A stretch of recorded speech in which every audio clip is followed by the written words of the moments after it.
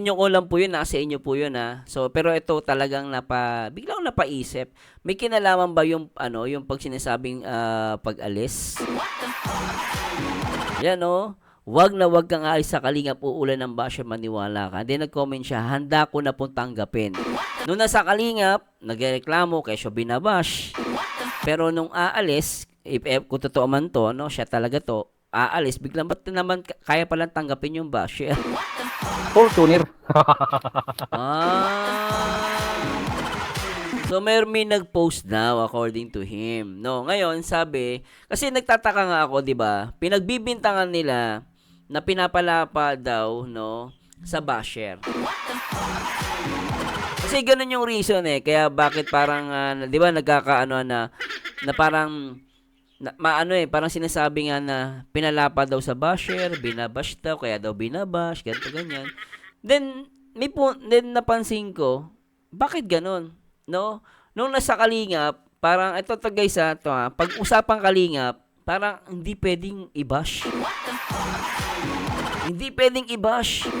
Pero nung aalis sa Kalingap, parang tanggap niya na at ready siyang i-bash. Kung bumira. Marami at marami pa akong Hoy! ibubulong sa inyo. Talaga? Marami? Ay, alam mo, na-excite na ako dyan, Boss Kinred. Ako marami Parang pati din si Red Bull. Sabi niya, marami pa daw siya ilalabas. Ikaw, marami ka din ilalabas. Ay, magandang laban to, match kay ni Red Bull. Oh.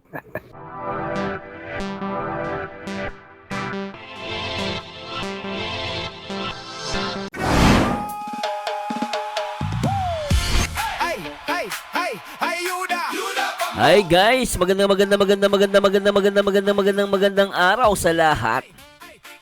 Panibagong araw, panibagong reaction video dito sa ating YouTube channel Marzano TV 2.0. Ang baliw, pero paldong-paldo ang nag-iisang Marzano TV 2.0. Araw ng linggo, May 3, 2026. Magandang araw at mapagpalang araw sa inyong lahat. At ngayong araw guys, pag-uusapan natin at gagawa natin ng reaction video na naman ay nako. Napakalupit na ito guys. Bakit? Ito ay kwento tungkol sa Fortuner. Anong meron dito sa Fortuner na to? Sino ang papaldo at anong kinalaman ng Fortuner? So alamin natin to guys at syempre tune in lang kayo dyan Syempre shout out natin lahat ng mga viewers natin mula Luzon, Visayas at Mindanao, syempre sa buong Mega Metro Manila. And syempre shoutout po sa lahat ng mga kapwa OFW natin nanonood palagi sa atin. Shoutout po sa inyo. Syempre sa lahat ng mga solid viewers ko at nagmamarathon ng mga video ko. Salamat po at lagi nakasupport kahit anong i-upload ko maging sa live. And syempre shoutout po sa lahat ng mga reactor, Kalingap partners, and syempre sa pangunguna yan ni Cuevas Santos Matubang, Ate Edna at syempre nag-iisang director Kalingap Rob. At siguro simulan natin to guys. At di ko na papatagalin, tara.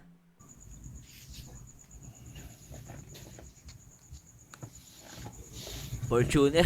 Ay, shout out. Fortuner yan Mga Kalingap. Ayan, Fortuner yan boss Napaganda, no? Boss Kindred. Fortuner Shout yan out sa ating mga chismusang viewer, ating mga makakati ang dila na mga viewer. Shout out sa inyong lahat. Thumbs up muna. Thumbs up. At masaya kayo ngayon, Oo. Masaya kayo. Ito, Boss Kindred, masaya ako May panibagong ano ba to? Chismis ba to? Lupit Chismis ba to? Totoo? Oh. Ngayon, hindi ito paano. Oh, bakit? Ito, paano? Paano? Paano mo malalaman ito? Pag-ibig ko sa'yo, paano mo mararamdaman kung ano ang bulong ko? Kung nakikita nyo ano yan, yan ang naging dahilan, bakit ganon, nagkaganon, nagkawatak-watak. Subukan mong alamin ang totoo, may dala Akong balita sa inyo. Ayos ah. Yung sasakyan na puti, anong gagawin? Kulay puting sasakyan ha. Oh. Fortune, Fortune, oh. future, Ay, naka. Fortuner. Ay, putik. Matindi yan. Fortune, tama ba yung title ko? Fortune, future, Fortuner. Fortuner. Tingnan nyo kung tama yung naging title ko. Baka baliktad. Basta ang title dapat niyan, Fortune. Ibig sabihin fortune, ibig sabihin ano? Fortune. Fortuner. Ibig sabihin ni, ano ba ibig sabihin ng fortune? Fortune is like kapalaran. Your fortune, your kapalaran. Oh. Ano ibig sabihin ng fortune? Ano sa English, ano sa Tagalog ang fortune? Kapalaran, pero sa iba, paldo. Kapalaran?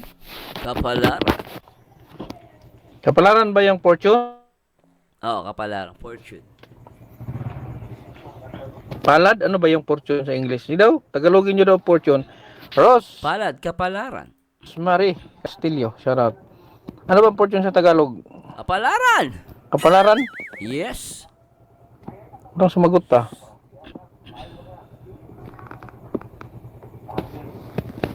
Walang sumagot. Carl Francis Hernandez, shout out. Hindi siya buyog, ka-shout out yung abad. Ano sa Tagalog ang fortune? Tama? Tama ba yung title ko? Alma Vida Gatchalian, shout out. Swerte. Swerte. Oh, swerte, di ba? Tama ako. Ang swerte. Fortune. Swerte. Parang lucky. Ang swerte, Hindi. lucky. Ano Yung swerte, Boss Kindred, lucky is like swerte. Fortune is like kapalaran. yan? Parang ang iba yung swerte. Lucky yun eh. Oo, lucky yun. Hindi. Ang fortune, ibig sabihin, ano, yung, hindi rin luck. Iba ang term ng luck. Iba ang term ng fortune. Kung baga ano yan eh, yung, ano sila? Synonym siya. Kapalaran yan. Ang fortune, kapalaran. Hindi siya swerte, kapalaran siya. Ngayon, ang kapalaran ko,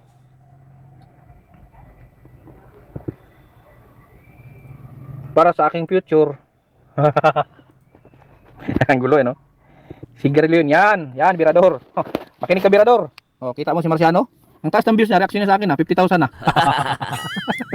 May ka kasi Birador bumira. Oo, Ako mahirap pag bumira, bumira Birador, may resibo. Mahirap bumira si Birador. Ha? May resibo ako pag bumira, Birador. Kala mo ganito lang ako? Mas matataas at malalalim ang source ko. Oo. Matapang ang ni Boss Kindred. Ha? Kumbaga hindi lang talagang siya, malalim. Kung bumira. Marami pa akong Hoy! ibubulong sa inyo. Talaga? Marami? Ay, alam mo, na-excite na ako dyan, Boss Kindred. Ako marami Parang pati din si Red Bull. Sabi niya, marami pa daw siya ilalabas. Ikaw, marami ka din ilalabas. Ay, magandang laban to, match kayo ni Red Bull. Oh. Para sa future.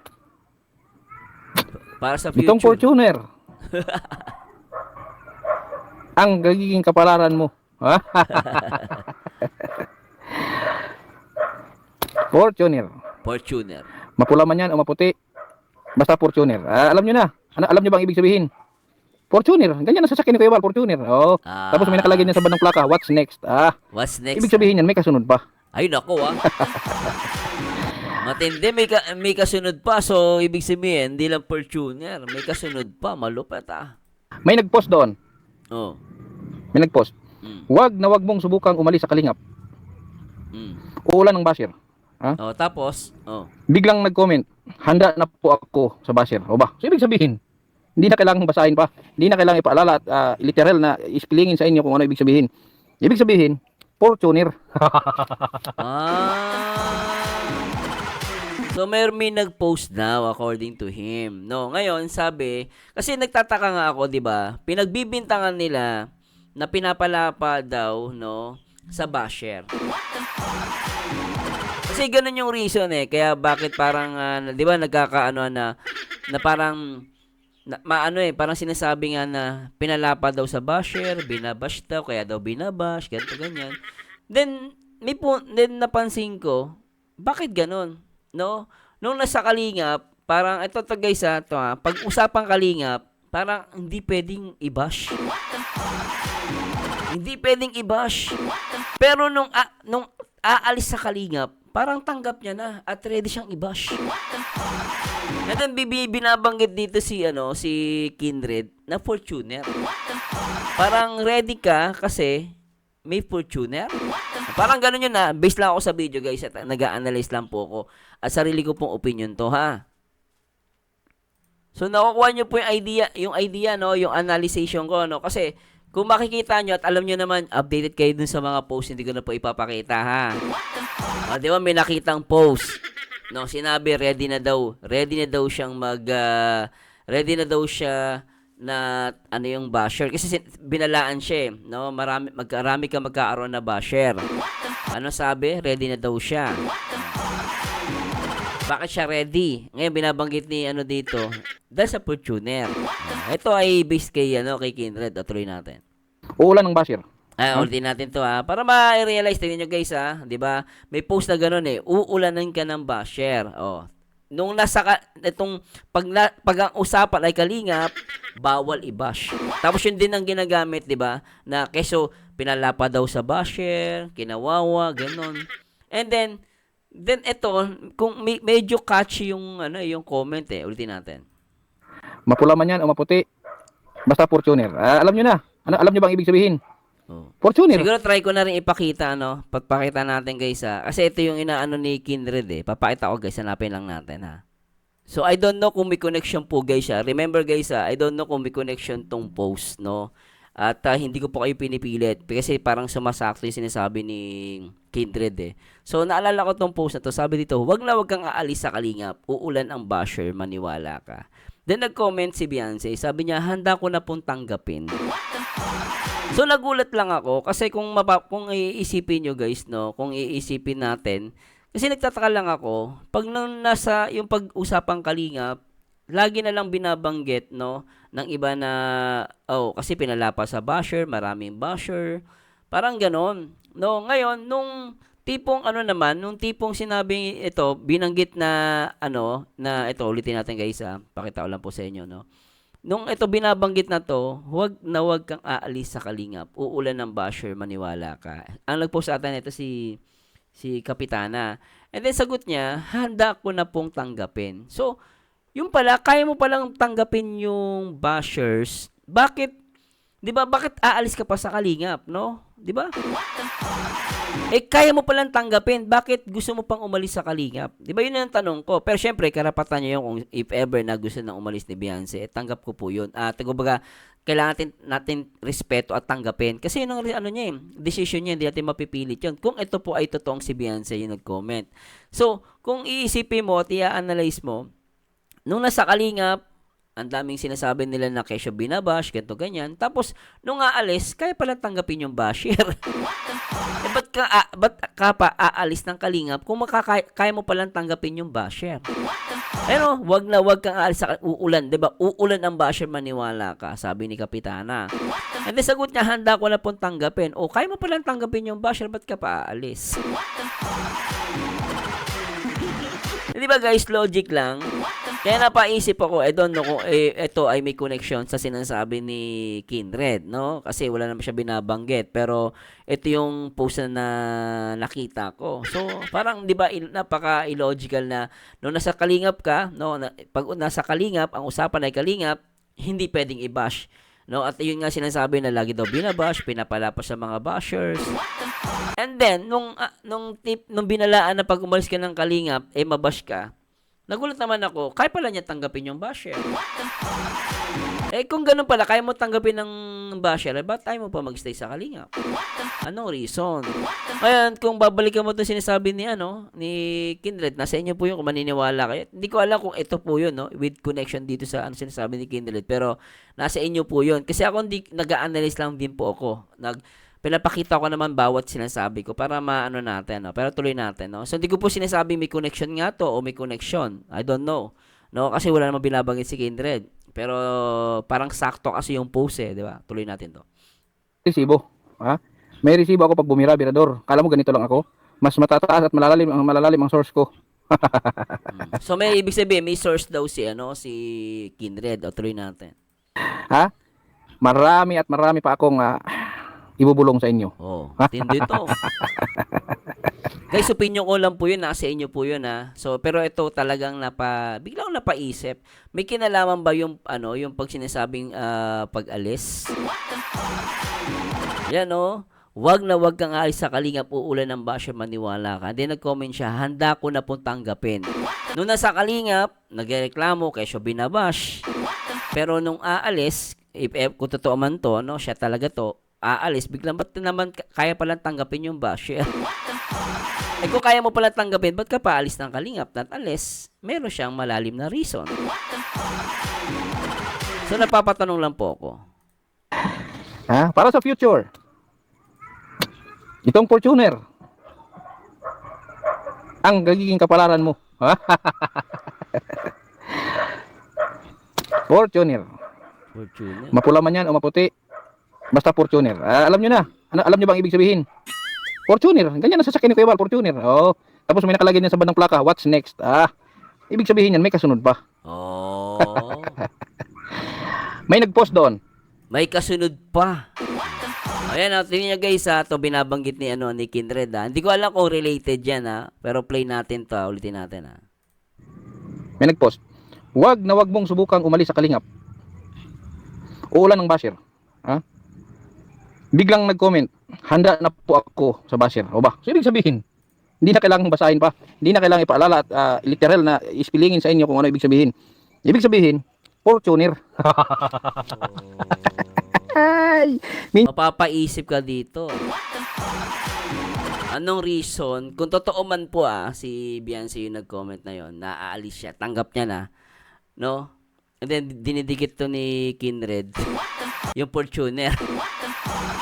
Anyway, malalaman din natin yan sa susunod na mga araw kung totoo yan. Ako, hindi ko po sinasabing totoo to, sinasabi ni Kindred, nasa inyo po yun. Pero sinasabi niya, meron siyang informante, no? May nagsasabi sa kanya. Ngayon, malalaman natin yan. Kung si Beyonce ay aalis ng Kalingap, tapos meron siyang Fortuner. So, ibig sabihin, totoo yung insider ni Kindred, pero abangan natin. At ayoko pa ngayon mag-conclude kung itong sinasabi ni Kindred ay may relasyon doon sa sinabi ni Kapitana at sa comment ni Beyonce. Pero matindi to. Handa na po ako sa basher. O ba? So, ibig sabihin, hindi na kailangang basahin pa. Hindi na kailangang ipaalala at literal na ispilingin sa inyo kung ano ibig sabihin. Ibig sabihin, Fortuner. Ay! Minchi Tibes, shout out. Matindi yun. Actually, matindi yun. Sakdan, God bless. Matindi. No. Chinese, ano ako ngayon Chismis ako ngayon ha? Chismoso na ako ngayon. Nahawa na ako sa inyo. Isa na akong dakilang chismoso. Oy, Ninang, Saudi with love. Shout out. Joski, ayan. Lolabay. Tita Vicky. May nag-post din. Ako nakita. Binata daw yun, big sponsor. Gusto niyo makita mukha? Gusto niyo makita mukha? Ay, grabe yun Binata daw yung big sponsor. Binata? Abay, matindi. Totoo ba yan? Kindred? Mukha ako dyan. Gusto niyo pasilip ko yung mukha? Ay. Sa lagay ba May bayad, siyempre. Kung sila Actually, may kamukha daw yung K-Boys May bumubulong lang sa akin kamukha daw ng K-Boys. Bayaran, ako rin magpapabayad ako. Ha? Magpapabayad din ako. Kung kayo nagkakabayaran, ako din magpapabayad. Aba, kayo lang magkapera. Ako din, hindi ganun. Matindi pala to Ako din, sa lagay gusto nyo lang makalama. Ako nga, nahirapan akong maghalongkat ng mga ng mga ebidensya Oo, matindi. Tapos, alamin nyo lang ng basta-basta. Aba. Oo nga, Alam mo, may punto naman si Kindred, Tama naman siya. Pero alam mo, ako, ito, malalaman natin to sa mga susunod na araw. Malalaman natin to kung totoo hindi. Basta nasa inyo pa. Ngayon, ayoko mo naman niwala kay Kindred, Pero sabi ko nga, maniniwalaan lang natin to sinasabi ni Kindred kung may ebidensya. Na kapag umalis, if ever na umalis, at magkaroon ng Fortuner, ayun na yun. Di ba? Pwede yun. Oh. Hindi basta-basta ganun. Tsaka guys, paalala lang po sa inyo, wag po tayo mambash, no? Lalo kay Beyonce, wag po natin i-bash siya, no? Maging logical sana yung ating komento. And pati sa pamilya, wag po natin i-bash, no? At yun nga, kasi baka sabihin, binababoy siya. Hindi po tayo, tayo naman is, kumbaga parang as a reactor, inaalam natin yung mga bagay-bagay, no? Pero nandito tayo, hindi para manutya, hindi para mambash, no? Nandito tayo para alamin natin yung totoo. Ngayon, kasi, like kung sinasabi ko kanina, parang nung sa kalingap, ayaw mabash. Ngayon, nung aalis na, tanggap niya na yung bash. So, hindi ko po siya binabash doon. Hindi ko siya tinutuligsa, pero napaka-logical naman siguro, di ba, yung sinasabi ko. Hindi pambabash po yun, ha? Malinaw, ha? Tsaka wag niyo pong iba siya, please lang. Pero abangan po natin kasi wala pa naman yung official, no? At I think maybe pagbalik ni Kalinga para malalaman natin kung anong talagang nangyayari, ano? At anong decision. Pero as of for now, mag-a-analyze lang tayo, no?